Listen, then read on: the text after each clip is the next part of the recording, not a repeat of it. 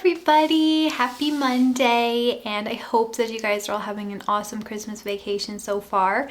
Mine actually starts tonight. Hubby's gonna start getting his vacation tonight, and it's gonna be from Tuesday until Thursday, and then he goes back on Friday. But yeah, we're just about to hit the wave of our really intense time. You know, we're going to the in-laws for Christmas, and then we're moving after Christmas, and then we're obviously like going to San Francisco, like I said. For those of you who are new to Ask Danielle, what I do is I announce on Facebook or Twitter or both that you guys should leave me questions, and I usually answer them in a video, and I also give you a shout out and mention your name, and I think it's a really great way to get to know you guys and you know, get a lot of your questions answered. So this first question is from Bianca Maria. Did you do anything different or use any special herbs to kickstart labor? And if so, did it work? I think that you guys know that I drank red raspberry leaf tea from 36 weeks on, but I didn't really use that as an intention to start labor. But that was more to like tone my uterus. But what I did do was, I don't know how many of you guys remember this, but it was when I turned 39 weeks, I really thought that Olivia was going to be born on August 22nd, and my niece was born June 22nd, and I just thought the 22nd sounded like a cool birthday, and I was just like, I know she's gonna come then, I just know it. And I was like going on and on in one of my pregnancy vlogs. It was my 39-week pregnancy vlog about how I knew she was gonna be born on the 22nd. So on the 21st, I actually did take evening primrose oil, but it didn't do anything. At least it didn't do anything right away. But I only took it that one time, and it did not work. This is from Elena Papa. Are you planning to give birth at the same birth center as you did with Olivia? No, we aren't. This time we are planning on a home birth. I pretty much knew that I would want to do a home birth with my second after I had Olivia pretty much right away. The reason for that is not that there was anything wrong with my birth center experience. It was absolutely beautiful, and it was just like my home away from home kind of thing. However, there was a couple of downsides, I feel, to the birth center. One is having to leave your house, because it's not really much of a difference. I mean, if you're giving birth in a birth center that's like within a hospital, that's kind of like, you know, extra security, but my birth center wasn't any closer to the hospital than my house was. So I was just kind of going there because they had kind of all the right equipment, and also my midwife would only take a birth center birth at such short notice, because I switched my birth plan like really late on into the process. This is by Liz Villarreal. I hope I said your name right, I don't know. What do you think about products like encapsulated placenta or breast milk soap?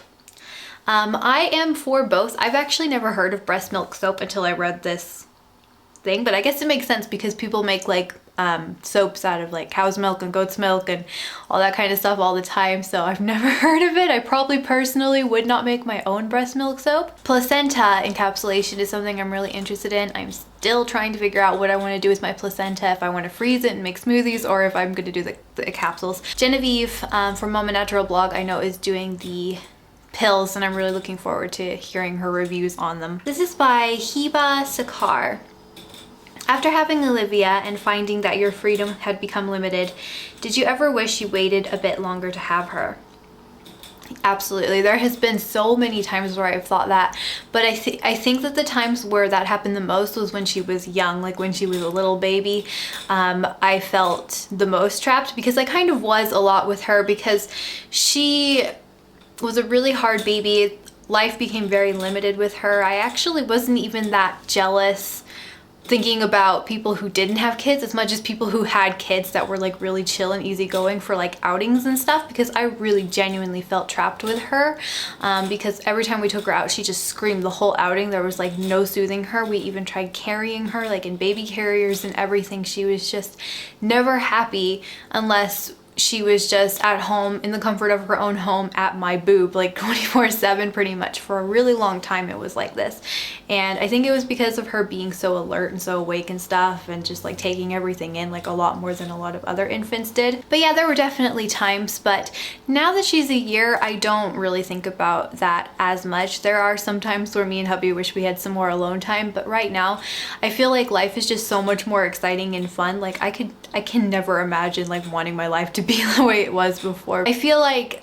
a lot of the time people, like there's this motto in our society that's very much so preached that, you know, children, once you have children, your life is over. And I really would have to disagree with that. I feel like children, they aren't really as much burdens to life as they are more responsibility. You know, you just get a lot more responsibility, and I think it makes life a lot more fun and exhilarating.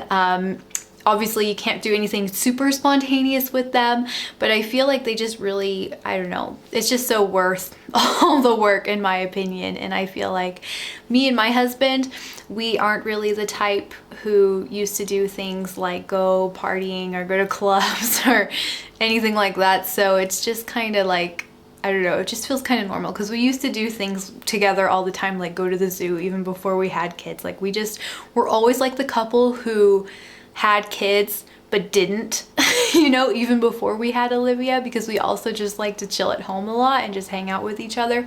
So, and I feel like too, like there's like really no perfect age to have kids. Like I know people all along the board of, you know, age ranges in terms of having kids, and like I have a sister who was a teen mom. I know loads of friends who are in their mid-20s who have kids and in their 30s, and it just does not matter. Like it is just hard work, and it's gonna change your life pretty much no matter what. And I feel like at this point that having Olivia has really just enhanced our lives and definitely added more responsibility, but doesn't mean that it's made it more limiting anymore, at least. I hope you guys enjoyed this video. I'm gonna go and start editing because I gotta go work out and then wrap some Christmas presents. I hope you guys have an amazing Christmas and an amazing holiday season, and I will see you guys on Thursday for my pregnancy vlog.